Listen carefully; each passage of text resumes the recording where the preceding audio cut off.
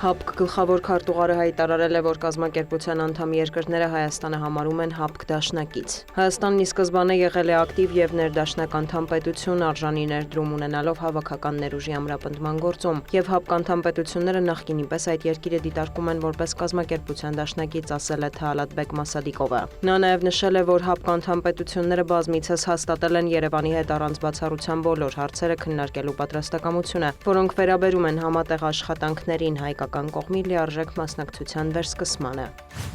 ԱՄՆ նախագահը հայտարարել է, որ մտադիր է շուտով Հորմուզի նեղուցը հռչակել Միացյալ Նահանգների տարածք, երբ ռազմական գործողությունները դադարեն։ Դոնալդ Թրամփը պնդել է, որ Միացյալ Նահանգները վերահսկում է ռազմավարական նշանակություն ունեցող այդ ջրուղին եւ շարունակում է Իսլամական Հանրապետության ծովային շրջափակումը։ Ոչ մի նավ չի անցնում նեղուցով, եթե մենք դա չենք ցանկանում, ասել է Սպիտակ տան ղեկավարը։ Թրամփը նաեւ հավելել է, չի մոռացել, որ ՆԱՏՕ-ն օգնության չի հասել ԱՄՆ-ին Իրանի հարցում։ Թեհրանից հերքել են հայտարարելով, որ Հորմուզի նեղուցը գտնվում է Իրանի ամբողջական կառավարման եւ վերահսկողության ներքո, եւ որ առանց Իրանի թույլտվության որևէ առևտրային նավ չի կարող անցնել այնտեղով։ Իրանի արտաքին գործերի փոխնախարար Քազեմ Ղարիբաբադին արձագանքել է Թրամփի վերջին հայտարարություններին։ Հորմուզի նեղուցը հնարավոր չէ զավթել ոչ թվիթով, ոչ ավիակրով, ոչ հրաման արձակելով, ոչ էլ նախընտրական ելույթով։ Իրանը ոչ վախենում է սպառնալիքներից, ոչ էլ ընկրկում ուժի ցուցադրության առաջ, ասված է Ղարիբաբադիի հայտարարության մեջ։ Իրանի արտգործնախարարն էլ նշել է, որ հրադադարի մասին պայմանավորվածություններն այլևս չեն գործում։ Դրա համար Աբբաս Արաղչին մեղադրել է Վաշինգտոնին։ Նա հավելել է, որ այժմ որպես այդպիսին բանակցություններ չեն ընթանում, չնայած միջնորդ երկրները երբեմն հաղորդագրություններ են փոխանցում Թեհրանին։ Արաղչիի խոսքով Վաշինգտոնի հետ քննարկումները վերսկսելու ծրագրեր դեռ չկան։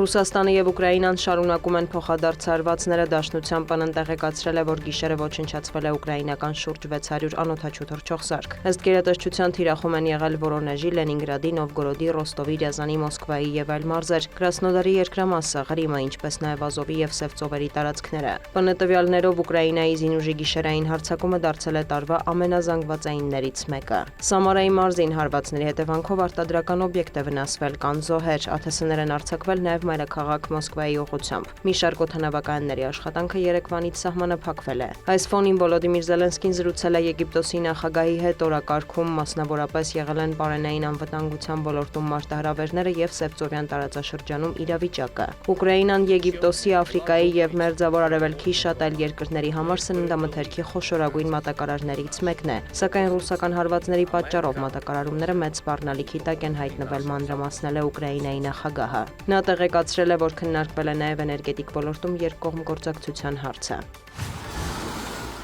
Ինդոնեզիայում 7.7 մագնիտուդով երկրաշարժ է տեղի ունեցել, առնվազն 20 մարդ է զոհվել։ Ստորգետնյա ցնցումները սկսվել են Ֆլորես կղզուց ոչ հեռու։ Երկրաշարժի հետևանքով վնասվել են բնակելի շենքեր, դպրոցներ, բուժհաստատություններ եւ այլ շինություններ։ Լրատվամիջոցների տվյալով իշխանությունները երկրի 3 նահանգում նաեւ ցունամիի սպառնալիք են հայտարարել, իսկ մարդկանց կոչարել չմոտենալ ափին եւ թաքնվել անվտանգ վայրերում։ Խորվաթիայում էլ զանգվածային հրդեհներ են, մի քանի տասնյակ մարդ վիրավորվել է, հարյուրավոր քաղաքացիներ տարհանվել են։ Տեղական ԶԼՄ-ներն աննախադեպ են որակում մոլեգնող անտառային հրդեհները եւ վնասի ծավալները։ Խորվաթիայի ոստիկանությունը զգուշացրել է վարորդներին հնարավորության դեպքում չճանապարհորդել Օմիշի շրջան, քանի որ այնտեղ այժմ աշխատում են մեծ թվով հրշեջ եւ փրկարարական մեքենաներ։ Չեռնոգորիայում եւ Ալբանիայում եւս հրդեհներ են, կրակի տարածմանը նպաստում են շոգ եղանակը եւ քամիները։ Դիանա Գասպարյան, լուրեր։